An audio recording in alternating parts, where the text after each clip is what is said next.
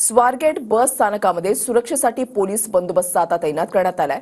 लैंगिक अत्याचाराच्या घटनेनंतर सुरक्षेसाठी पोलीस तैनात करण्यात आलेत।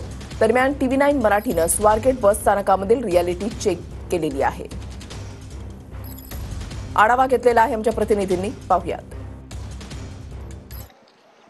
पुण्यातील स्वारगेट बस स्थानकामधील शिवशाही बसमध्ये 26 वर्षीय तरुणीवरती बलात्काराचा खरं धक्कादायक प्रकार घडलेला आहे। या बलात्काराच्या नंतर विविध संघटना असतील किंवा राजकीय पक्ष असतील यांच्याकडून मोठ्या प्रमाणात स्वारगेटमध्ये आंदोलन करण्यात आलेले आहे। शिवसेना ठाकरे गटाकडूनही या ठिकाणी जे सुरक्षा कक्ष आहे याची तोडफोड करण्यात आल्याच्या नंतर सध्या स्वारगेट बस स्थानकामधली सुरक्षेमध्ये वाढ करण्यात आली। माझ्या पाठीमागे तुम्ही पाहू शकताय जी ही बस आहे त्या बसच्या बाजूलाच पोलिसांचे 2 पथकांच्या गाड्या तैनात करण्यात आल्या। सध्या रात्रीचे 2 वाजलेले आहेत। आपण स्वारगेटच्या बस स्थानकावरती आहेत। आपण पाहू शकता मी मोठी गर्दी खरं तर स्वारगेट बस स्थानकामध्ये पाहायला मिळते।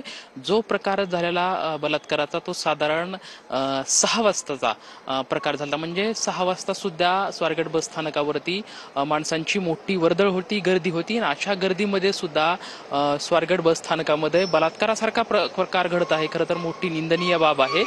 सध्या सुरक्षेच्या दृष्टिकोनातून या ठिकाणी आपण पाहू शकताय की पोलीस कर्मचारी तब्बल 15 पोलीस कर्मचारी या बसच्या सुरक्षेसाठी तैनात करण्यात आलेले आहेत। सध्या अनेक संघटनांकडून सुद्धा आंदोलनाचा इशारा दिला आहे।